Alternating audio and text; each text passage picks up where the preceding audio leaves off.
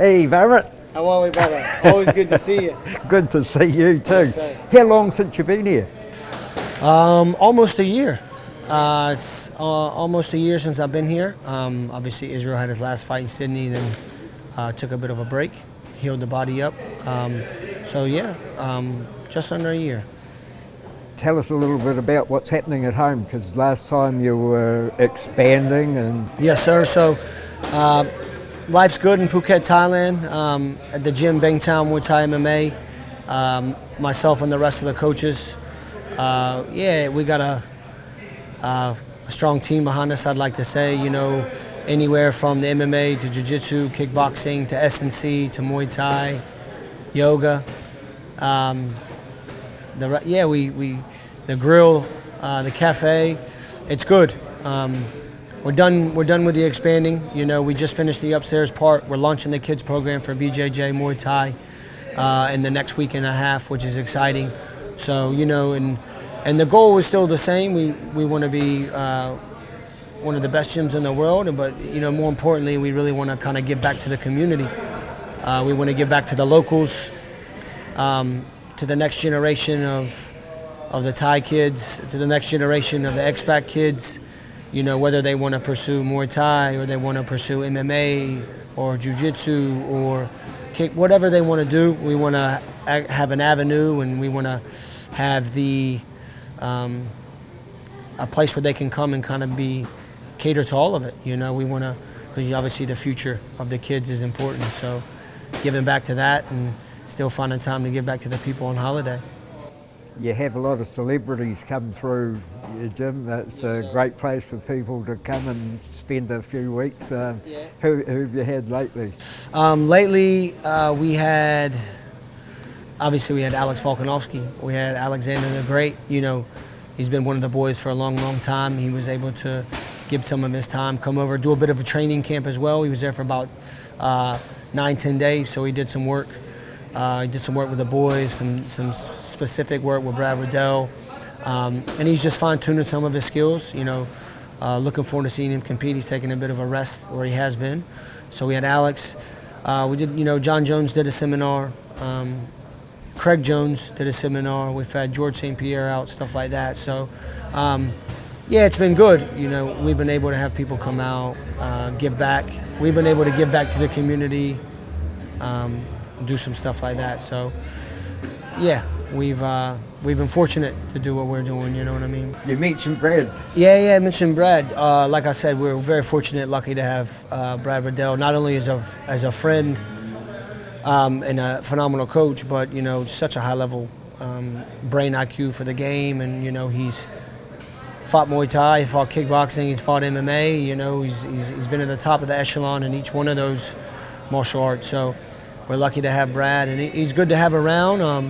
I know his family's enjoying it. His wife is, you know, his daughter's getting bigger, and, you know, she's half Thai, so, you know, being around kind of the culture is obviously cool. So I'm fortunate. I actually live above Brad.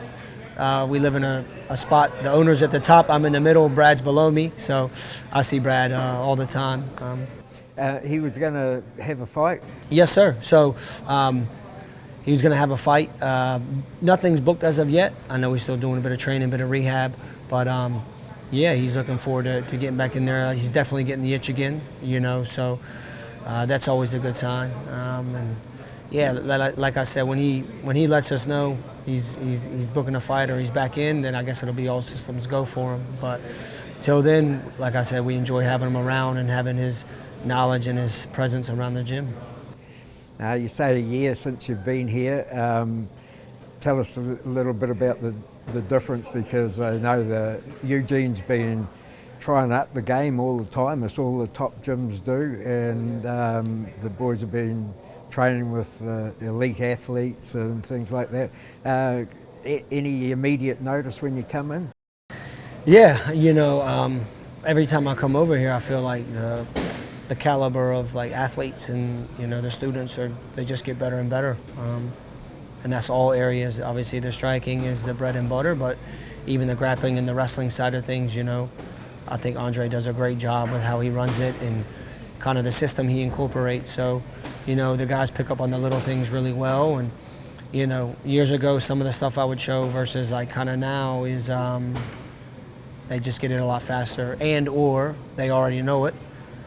I just need to show a different variation of it, you know. So I think, yeah, man, again, this is the proof's in the pudding. This is one of the best gyms in the world. And it's the thing about this gym is everything's basically homegrown, which is hard, you know.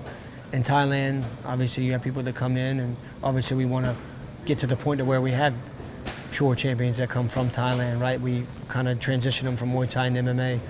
But you know, you see a lot of the gyms in the U.S. and a lot of them are just hotbeds. People come in, whether it be Vegas or, you know, Florida or Colorado. Not saying that they don't have homegrown guys, but a lot of it is people, you know, coming in as well and doing camps. So, yeah, that in itself is impressive. If you can take a pocket like New Zealand to where, you know, they don't really have any sports because you guys aren't good at any sports, right, Tony? Except for rugby, which doesn't really count, you know what I mean? So, yeah, again, it's good to see. Last time they were at the old gym. Now this time I come. My first time being in the new gym, looks great. Still cold as always. I mean, cunt's too cheap to get a space heater, but it is what it is. You know, you just deal with it. I asked Eugene a month or so ago on camera about the little things. The game seems to be evolving. Even, you know, you think it's at a pinnacle now, but it's just little things. And I noticed you down there showing some today. It's just like a half an inch here. It's yeah. Is the game getting that technical?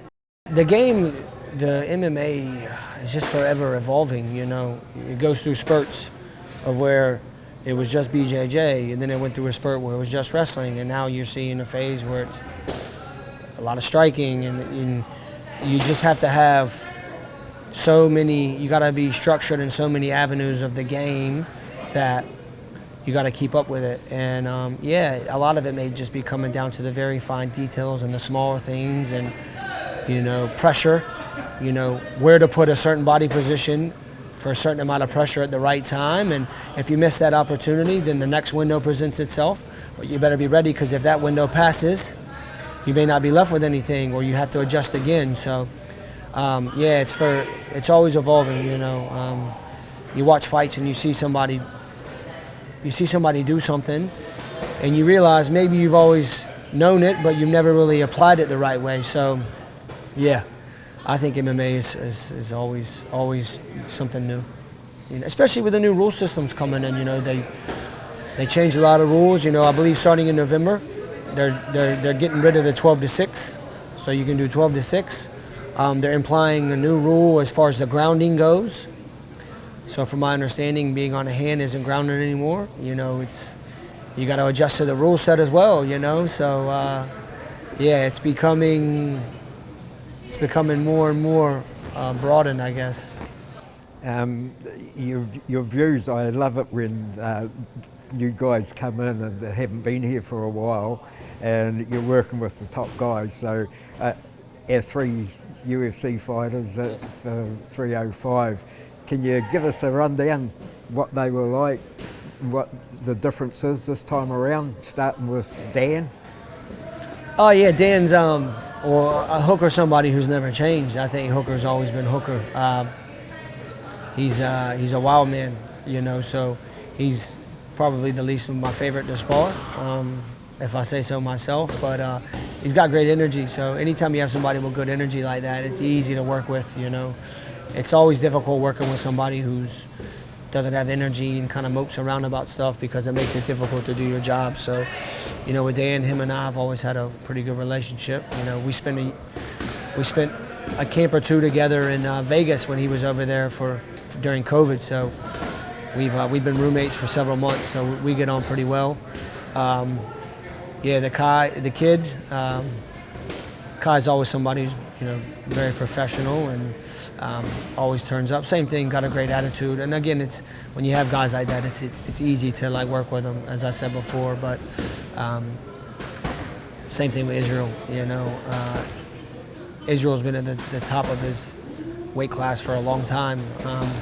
He's had some setbacks, but he's always come through stronger on the other side when he's had a setback. So I'm excited to see him, especially with a little bit of a break, healing the body. And from what I've seen, he's been on with everything, and that's what you want to see. Obviously, the last week, fine-tune some things in a couple areas like any other, like all the coaches would do, and just looking forward to getting out to Perth. Once you get to Perth and you land, going to the airport, you realize it's real. It's fight week. So and it's always good chat, good energy on fight week. You know how it goes. Everybody's talking shit. If you're not talking shit, something's wrong. So I look forward to that. Hey, it's been great talking to you and having a catch up. I hope you don't wait another year before you come. Tony, I'm hoping you make your way out to Thailand. I just might do that. I'll get you set up, you know what I mean? So, yeah, it's always good to come back, Tony, talk to the boys. So, thanks for having me. Well, you're part of the family, man. Thanks, Tony. Kia ora. Cool.